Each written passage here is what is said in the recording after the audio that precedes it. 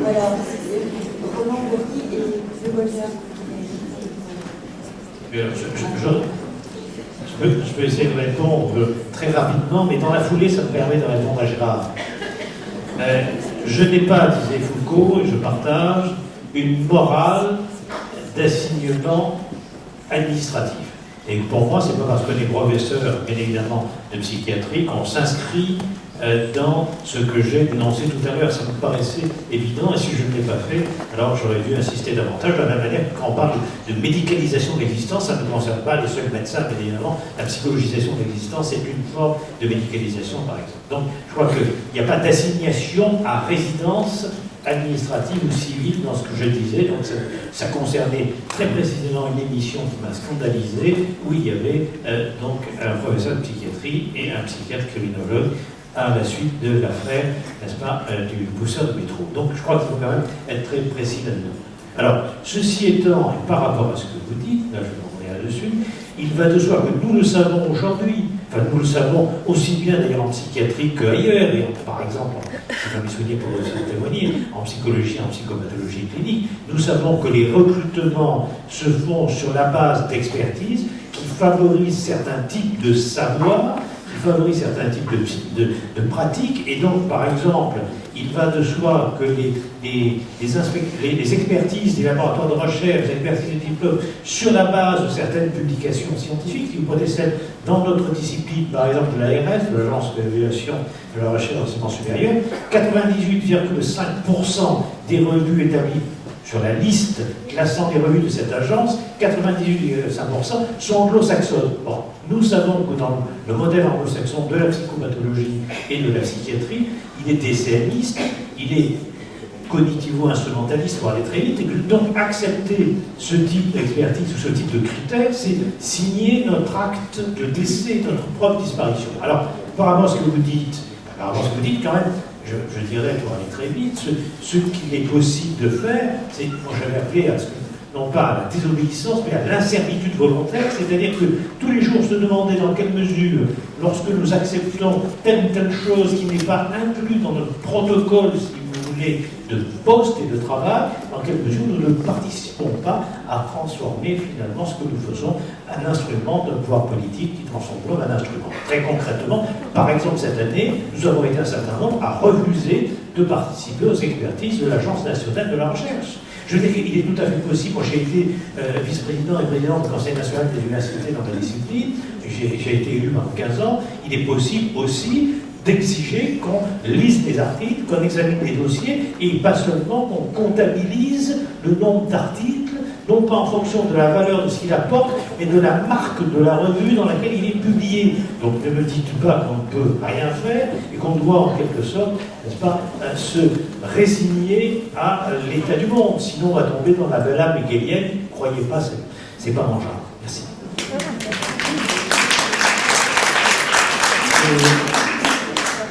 Pousser un petit peu dans le même sens. D'abord, mon voisin tout à l'heure disait que c'était une entreprise de destruction de l'école. J'étais d'accord avec tout ce qu'il a dit, sauf sur ce point-là. C'est pas du tout une entreprise de destruction de l'école.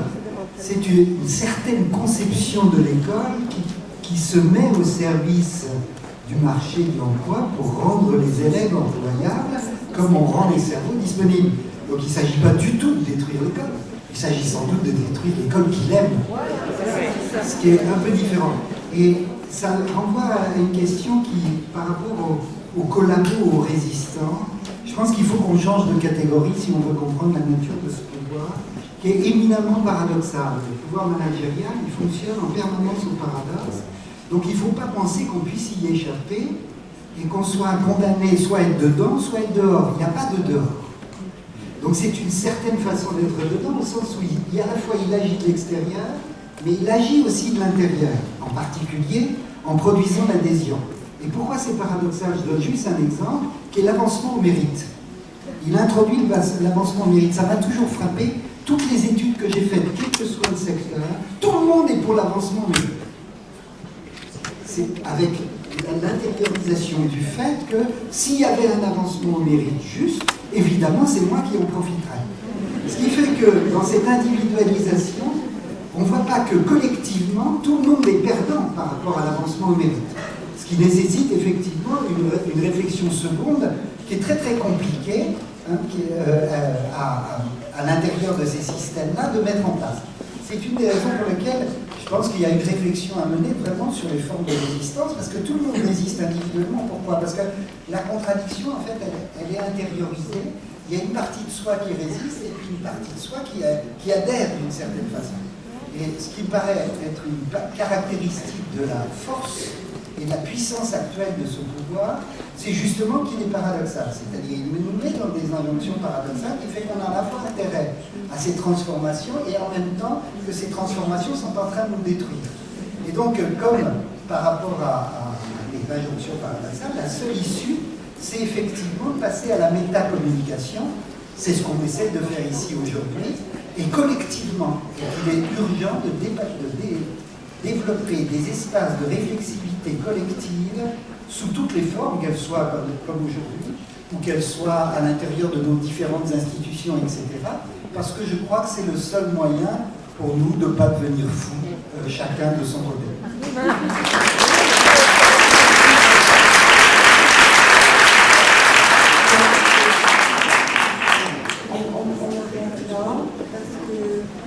Nous avons une demi-heure de conclusion, c'est bien ça? C'est bien, Pierre, on arrête là. Je vais qu'on va pas faire un fil rouge dans les différentes interventions, qui est que j'aurais souhaité remercier Pierre Racoviat, surtout pour ce qu'il a écrit d'ailleurs, la possibilité d'une école démocratique. Et c'est un projet, c'est-à-dire que ce n'est pas seulement une résistance, une dénonciation, une expression de sens, mais la possibilité de changer les choses. Et je crois qu'il y avait longtemps que je n'avais pas lu un livre où on pouvait croire à quelque chose qui pouvait changer à partir de l'école, un projet global de l'école. Donc je voulais vous remercier pour ça et vous signaler que c'est possible. Donc un projet sur une éthique et une idéologie politique. Parce que l'action politique aujourd'hui est quelque chose qui reste un problème, c'est ça qui a été posé tout à l'heure. C'est une question que je pose à Roland aussi à travers l'appel des appels. On voit bien, au bout de quelques années, qu'il y a quelque chose qui reste, une articulation entre le politique, les gestionnaires et la société civile que nous sommes, de très difficile. Et il nous reste à faire cette articulation, mais de façon tout à fait importante. Et donc, les états généreux de l'enfant, dont vous êtes question là, est une ébauche aussi de quelque chose qui peut transformer la société, si on veut, dans cette articulation avec les politiques. Je voulais dire ça. Et je voulais signaler que nous sommes une des dernières manifestations de la mutualité telle qu'elle est là, car ce bâtiment qui reste, ce bâtiment construit par des mutualistes de la fin du XIXe siècle, va être modifié puisqu'il va être en travaux juste après nous. Voilà.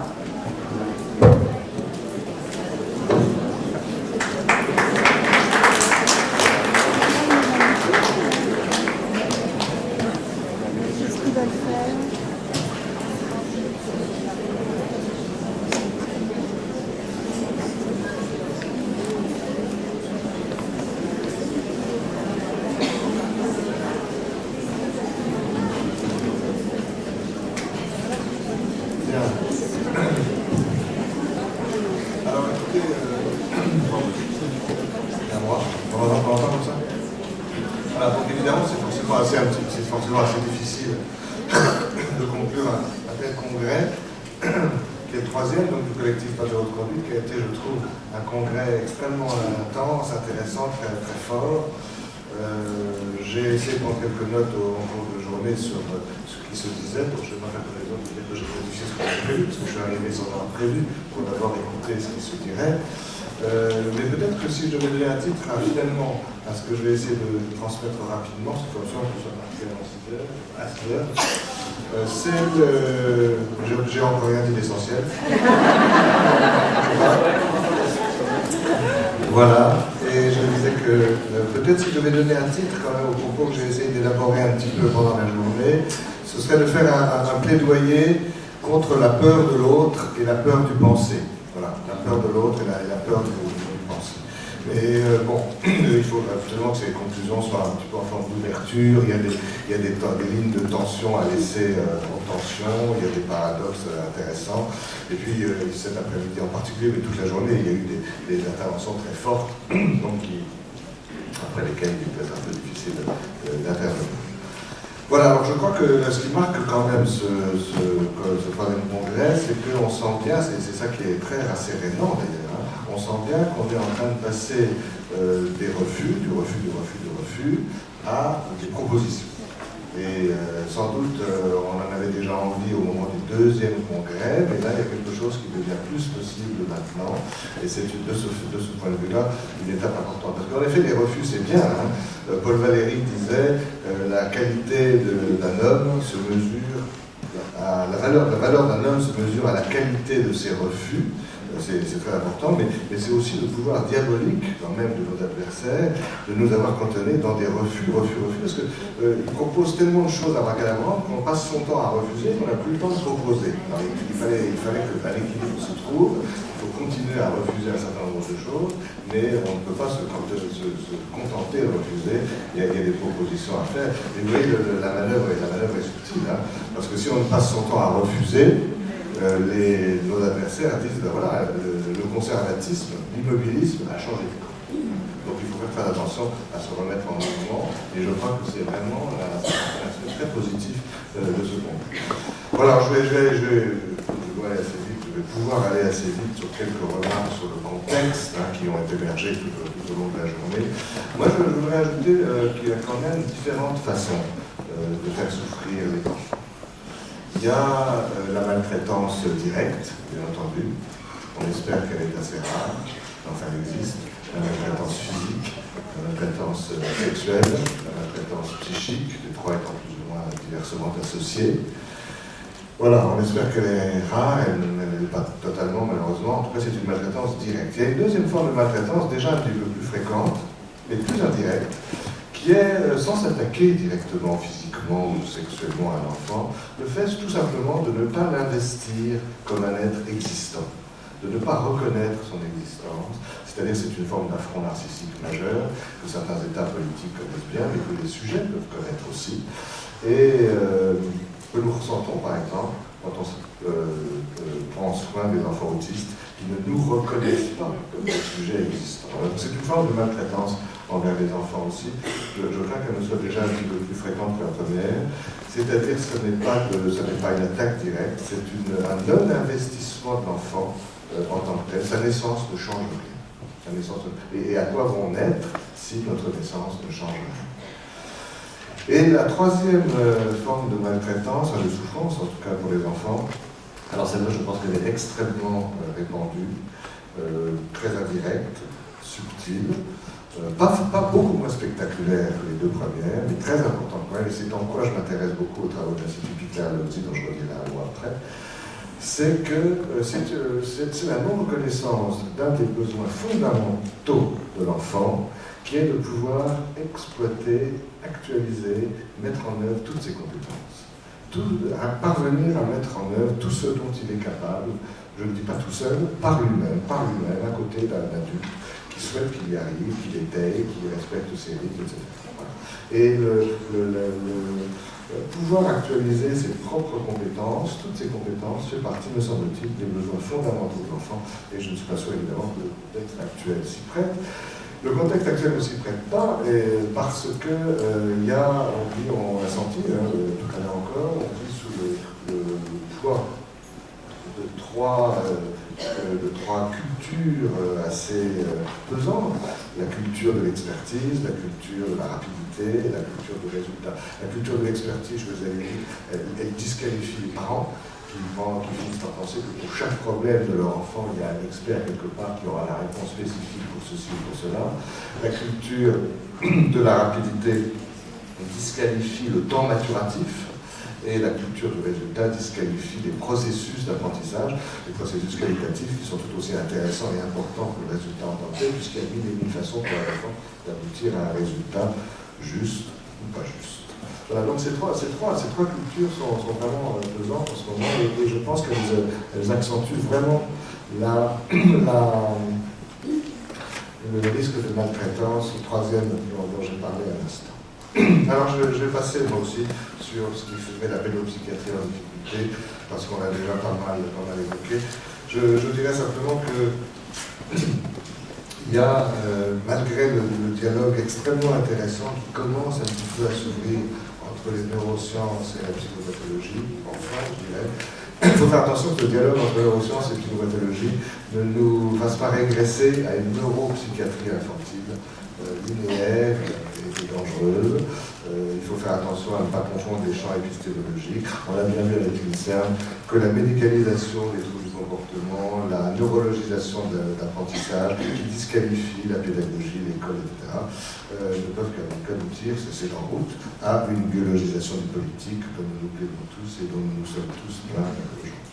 Voilà, donc là, il faut faire attention que la pédopsychiatrie, en France, on a été un des premiers pays à séparer la pédopsychiatrie de la neurologie infantile. Il faut faire attention que les nouvelles pistes d'interface ne nous ramènent pas en arrière, ce qui serait une régression de plus. Et puis en ce qui concerne la psychanalyse, bon, Elisabeth Rodesco est partie, et j'aurais envie de dire qu'il ne faut pas se tromper d'ennemis. Hein. C'est très bien l'énergie qu'elle a mis dans le combat contre ce livre, il fallait le faire, d'autres se sont joints. Mais le problème n'est pas tellement la psychanalyse, parce que le livre de Michel Onfray est un non-événement total du point de vue psychanalytique, il ne ramène aucun argument nouveau, il les exploite même plutôt plus mal que d'autres, enfin quand c'est un homme médiatique on y fait plus attention, mais derrière ça, et il est porté par quelque chose qui le déborde aussi, c'est une attaque en règle contre les sciences humaines en général, qui se profilent, et contre le soin psychique en particulier, et c'est contre ça, me semble-t-il, qu'il faut diriger nos attaques. Voilà, alors, je laisse ça de côté et simplement je vais poser la question à partir desquelles je voudrais terminerai en signalant quelques propositions qui ont déjà émergé aujourd'hui et qui sont vraiment extrêmement importantes. Mais avant ça, quand même, et ces ouvertures, ces propositions sont des réponses à cette question-là, c'est vrai qu'on peut se demander jusqu'où iront le cynisme, le malthusianisme et la haine de l'enfance. Et moi, c'est une question qui m'anime beaucoup. La haine de l'enfance qui va d'ailleurs avec la peur de la pensée. Et je vais y revenir dans un instant. Ce qui nous gêne considérablement pour s'occuper des enfants de manière respectable et respectueuse, c'est le fait que ce qui nous gêne pour lâcher notre pouvoir sur l'enfant, je ne cesse de le répéter à la lumière des travaux de l'Institut Picard-Lozzi, c'est la peur de l'enfant que nous craignons d'avoir été. L'enfant qu'on a été ne nous gêne pas tellement, il est parti dans la nuit d'amnésie infantile. Il existe, mais on n'a pas en tête. On l'a en tête, mais pas dans notre tête consciente. L'enfant qu'on aurait aimé être, il est idéalisé, il tire du bon côté, je dirais pas. Celui qui nous gêne le plus dans nos réflexions sur l'enfant, dans notre façon de l'élever, dans notre façon d'éduquer, dans notre façon de s'occuper de lui, dans notre façon peut-être de faire des lois aussi concernant l'enfant, c'est l'enfant que nous craignons d'avoir été. Et celui-là nous fait peur, et nous sommes toujours en train de vouloir le museler. Ce qui fait que notre politique de l'enfance, qui actuellement est totalement défaillante, vraiment, je pense que ça c'est un message que le politique d'interrogatoire doit véhiculer de manière très intense. Notre politique de l'enfance est totalement absente, et elle considère les enfants comme des dangers potentiels, des êtres, des individus qui font peur à la société. Mais notre politique de l'enfance oublie tout à fait que l'enfant peut, lui, de son côté, avoir peur de la société telle qu'elle se profile. Tout le monde le sait bien, mais il me semble que ce mécanisme de ce renversement est fondé sur la peur que nous avons tous de l'enfant que nous craignons d'avoir été. Et le XXe siècle, on a déjà beaucoup dit, nous aura tout appris, hein, des multiples manières de construire des biens inutiles. Je crois qu'il faut qu'on fasse très attention aujourd'hui à ne pas aider à grandir des enfants et à les faire devenir des êtres humiliés ou désespérés. C'est déjà commencé dans certaines banlieues, et je pense que là on a à réagir. Pour ça, il faut une politique de la petite enfance. Et comme le disait très justement dans des états généreux de l'enfant, Jean-Pierre Jonseg, une politique de la petite enfance remet l'enfant lui-même au cœur de la réflexion, en tant qu'acteur de son propre développement. C'est là que l'éclaircie intervient, en tout cas pour ma réflexion. L'enfant acteur de son propre développement, que ce soit un bébé, que ce soit un enfant, que ce soit un adolescent, ce qui évidemment est tout à fait pas le cas aujourd'hui. Voilà, ces travaux de Globzi, je ne vais pas m'y appesantir trop, mais certains se les ont certainement bien en tête, qui sont tout à fait, qui restent pilotes, 50 ans après, en termes de professionnalisation des soins pour la petite enfance, mettent en avant la liberté de mouvement physique comme précurseur de la liberté de mouvement psychique. Donc vous voyez tout ce qu'on dit aujourd'hui sur l'hyperactivité. Met en avant la socialisation primaire, qui est d'ailleurs le thème du congrès que l'association Éclaircie France, que je préside, va mettre en place en novembre pour son 25e anniversaire. La socialisation primaire, c'est l'idée qu'il ne suffit pas de tremper, j'allais dire, un enfant dans un groupe pour qu'il se socialise. Et tremper l'un dans l'autre, chacun connaît. Il en ressort un escargot, c'est-à-dire il en ressort un enfant qui se met en retrait dans sa carapace, justement. La socialisation primaire, dépend fondamentalement de la qualité des rencontres individuelles préalables, c'est-à-dire de la qualité de ce qui se passe pour l'enfant au niveau des premières semaines, des premiers mois, de la première année, des interactions précoces qui sont si importantes. Et dans cette socialisation primaire, qui se fonde aussi sur un accompagnement pulsionnel, une transformation des pulsions en présence de l'adulte, il y a cette idée que je trouve très importante, qui est que la loi est la même pour tous, ça d'accord, mais que chaque enfant a ses raisons personnelles de souscrire à la loi, et que les réponses qui doivent être apportées partent et de la loi et de lui, de ce que lui est en mesure de mettre en place pour répondre à ses exigences externes. Voilà, on peut appeler ça transformation des interdictions en interdits, après on peut chacun l'exprimer dans notre langage professionnel, mais il me semble que liberté de mouvement physique, liberté de mouvement psychique, qualité des relations individuelles qui précèdent la socialisation, qui préparent la socialisation, et enfin l'interprétation de la loi comme quelque chose à quoi on adhère chacun pour des raisons personnelles, même si la loi est la même pour tous, je trouve que tout ceci pourrait nous guider dans une politique de la petite enfance. Voilà, alors je remarque aujourd'hui que les propositions ont commencé et qui concernent des choses fortes, qui concernent l'empathie, qui concernent l'anticipation, qui concernent la réflexivité. À propos de l'empathie, Serge Tisseron a fait des propositions extrêmement intéressantes qui faisaient suite aux propositions canadiennes de type Richard Tremblay qui nous désespère, je pense à un certain nombre d'entre nous. À propos de l'anticipation, Sylvain Missonnier a fait des propositions en ouvrant le pont, passant par la clinique de la prédiction qui est la maladie de l'anticipation, je le cite là, c'est une de ses idées fortes. La tentation prédictive est très forte, hein, la tentation prédictive est humaine, puisque l'angoisse la plus forte, presque, c'est l'angoisse de l'inconnu. D'où le succès dépassant tous les audimates des émissions de météo. Rien ne peut être plus suivi qu'une émission de météo, puisque la météo donne l'illusion pendant 3 minutes qu'on va savoir ce qui va se passer demain, alors que chacun sait, je sais bien, mais quand même, chacun sait que les météorologistes n'y connaissent rien.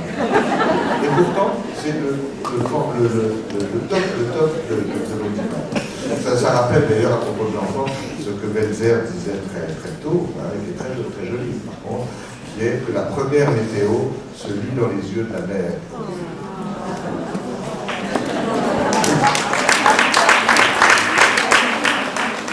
Voilà, donc la météo, et puis c'est vrai que la question n'est pas de tout prévoir, la question est d'être prêt à l'imprévu, et il me semble, je ne sais pas si c'est la vision sera d'accord, que la grande différence entre la prédiction et la prévention, c'est que la prédiction ne parle que du futur, alors que la prévention analyse la dialectique entre le passé et le présent.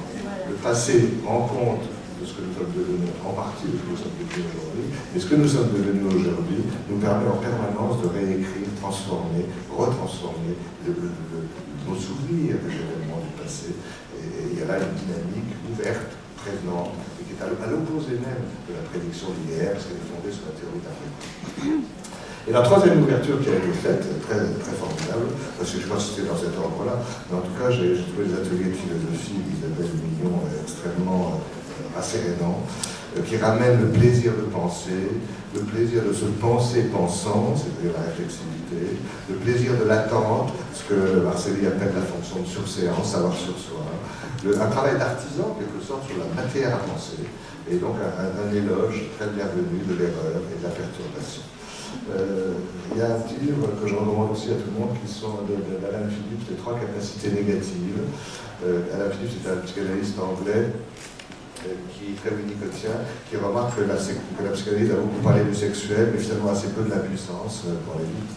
Et parmi les différentes formes d'impuissance non sexuelle, il y a être dans l'embarras. Être dans l'embarras, ne serait-ce que du mot du vocabulaire philosophique. Comment de nouveaux concepts apparaissent avec d'anciens mots? Quand est-ce que les anciens mots ne peuvent plus fonctionner? Quand est-ce qu'il faut trouver vraiment de nouveaux mots, de nouveaux concepts, de nouveaux angles d'approche? Et il faut d'abord supporter l'embarras. L'embarras, être dans une situation d'embarras, c'est être enceinte. C'est-à-dire embarrassé.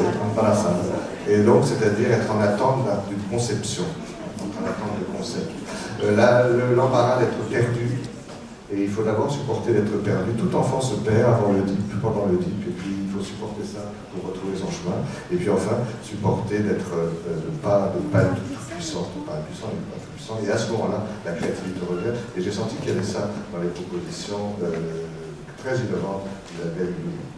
Voilà, alors pour terminer, moi je parlerai d'une de mes propositions à moi, parce que j'ai la chance d'avoir une enseignante dans la salle, qui s'appelle Marie Bio, qui travaille à Romilly et qui m'a proposé de mettre en place une certaine forme de prévention.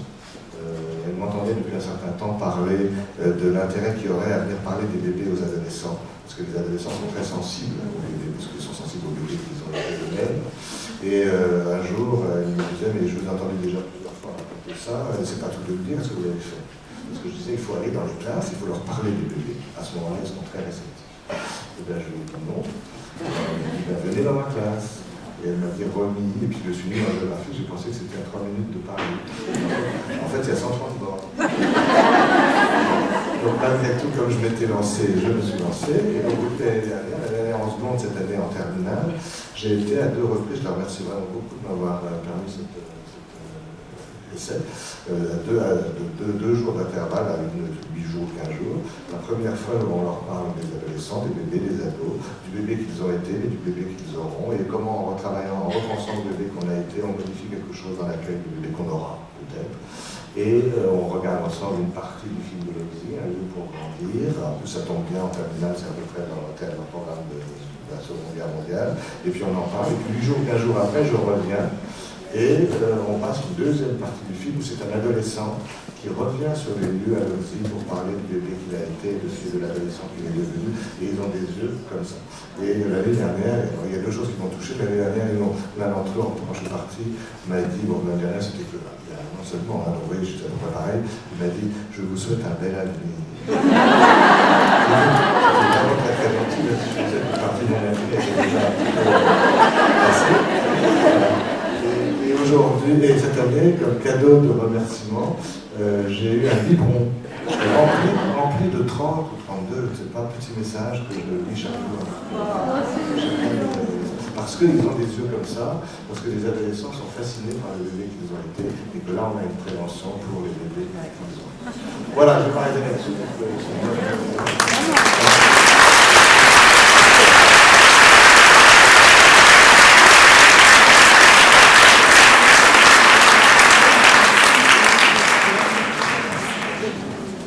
Bon, je ne vais pas vous imposer des propos intelligents parce que vraiment aujourd'hui.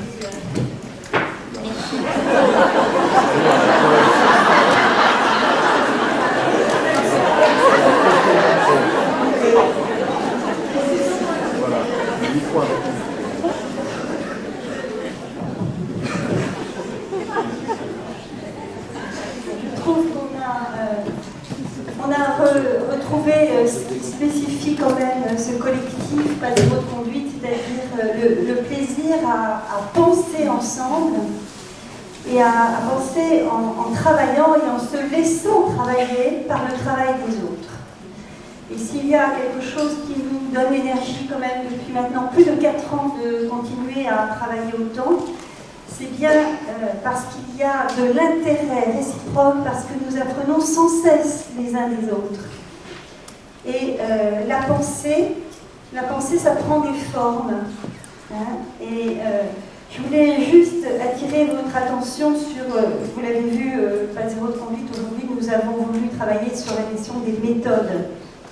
Mais alors, les formes, on parlait de conception de l'enfant.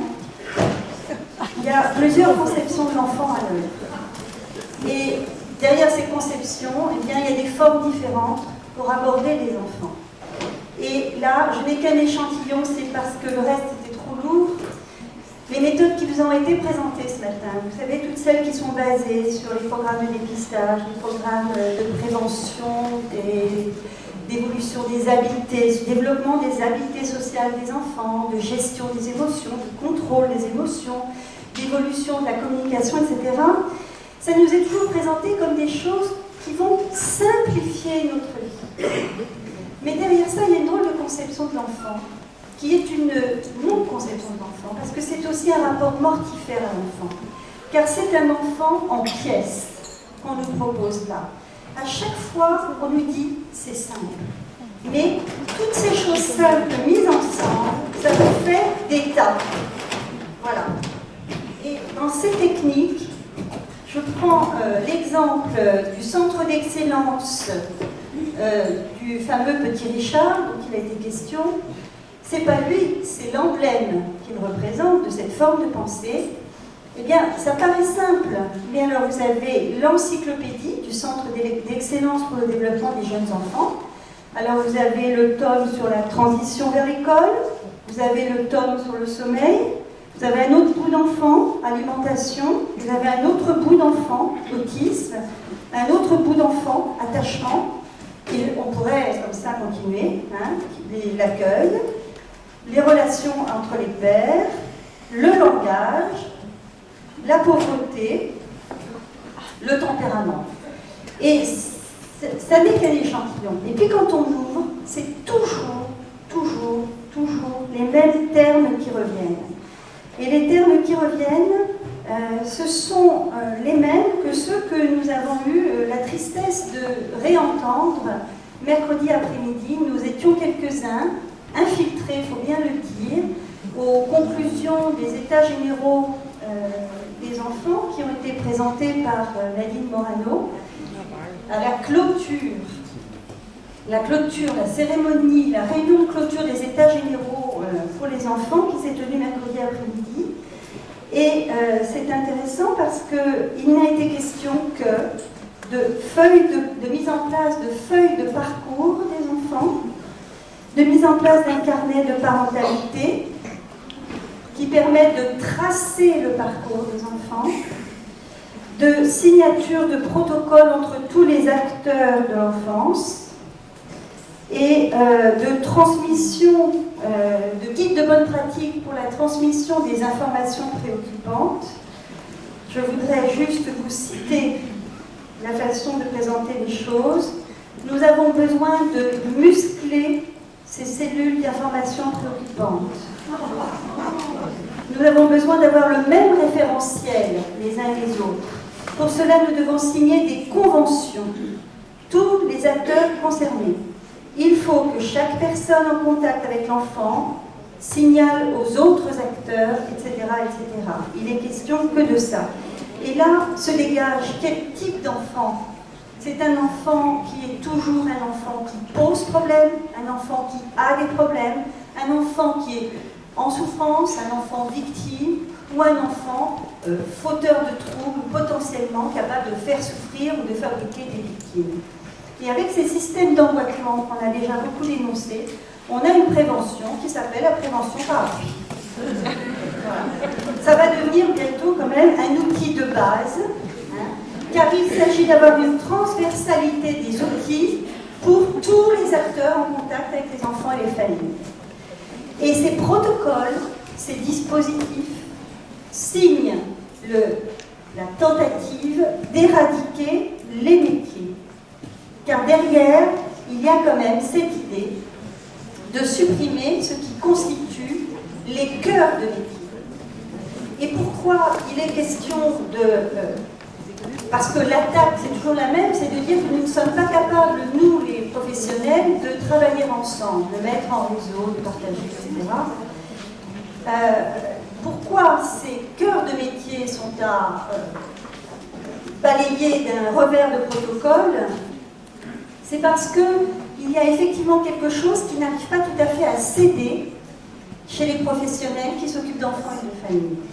Il y a une sorte de déontologie spécifique de ces métiers pour tous ceux qui sont des acteurs de première ligne auprès des enfants et des familles, qui fait que pour eux, à certains moments, ils rencontrent de l'inacceptable.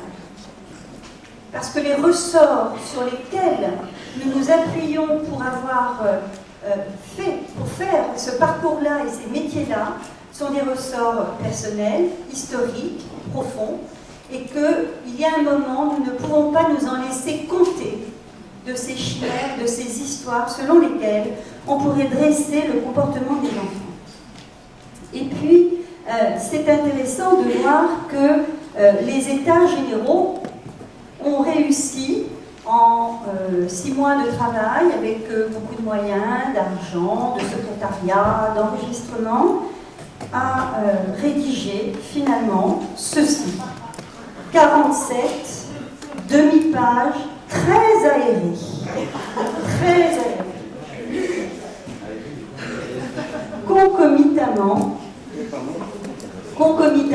nous préparions, alors quand je dis nous, c'est Pas de zéro conduite, on a eu l'idée, puis nous avons contacté d'autres organisations, d'autres collectifs, et nous nous sommes encore enrichis d'autres expériences, mais la méthode Pas de zéro conduite a porté ses fruits, et donc nous avons réussi à une dizaine représentants des organisations, des collectifs, des associations, autres, à rassembler 80 organisations françaises pour rédiger 112 textes de doléances.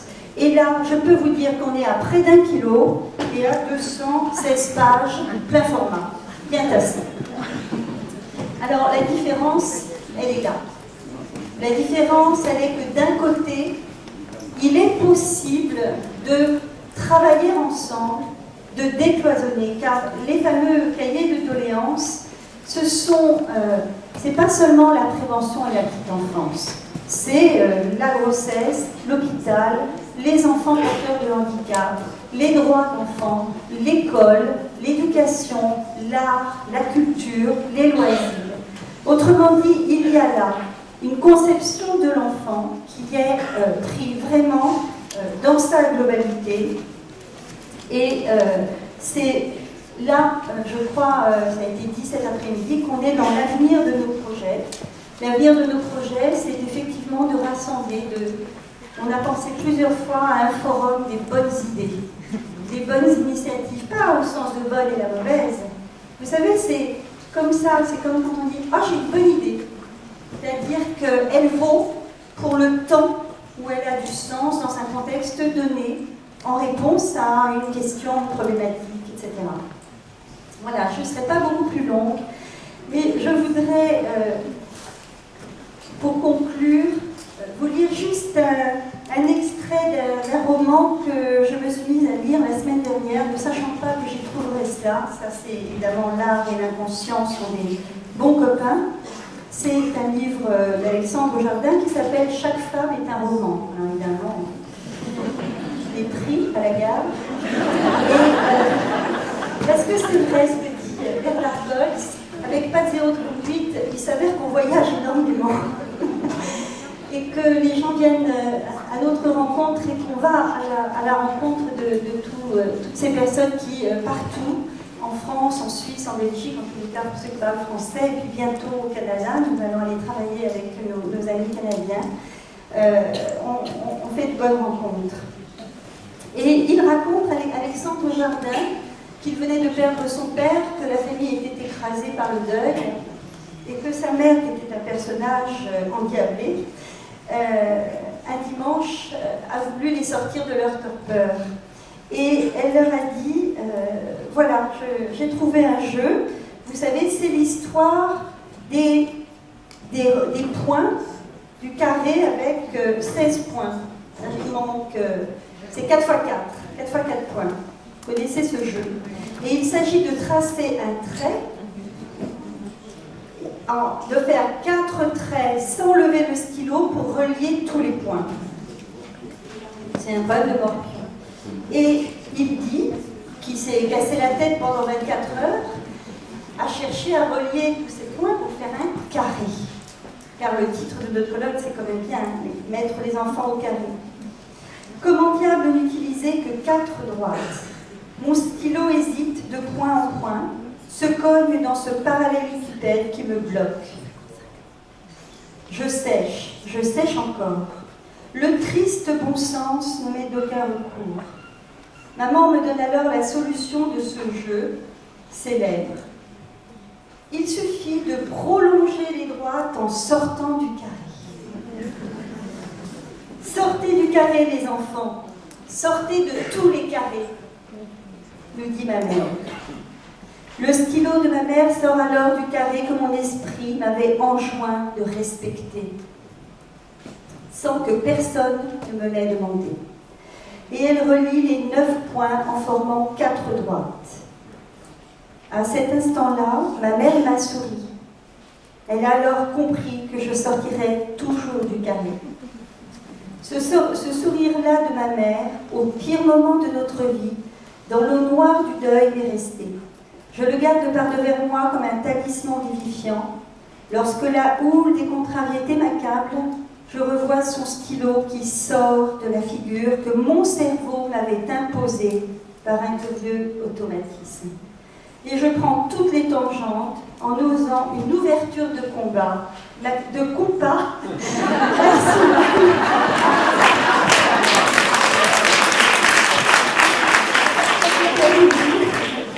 Par chance, une douzaine de femmes, des flibustières de la pensée, m'apprirent à déborder du carré,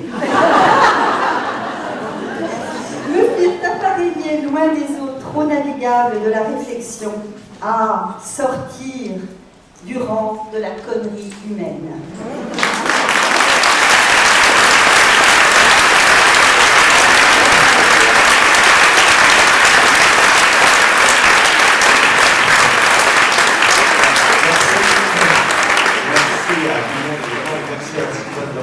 Très belle conclusion. Est-ce qu'on peut, puisqu'on vient de parler de liberté de pensée et de respect de l'espace tiers, est-ce qu'on peut dire que le collectif Passer Reproduite sera quand même parmi les forces qui probablement se réuniront un jour pour restaurer le poste de défenseur des enfants?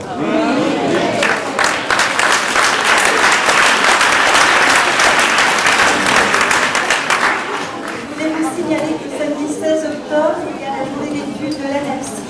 L'enfance, un trouble à l'ordre public. Bouger, crier, rêver, déranger en vous.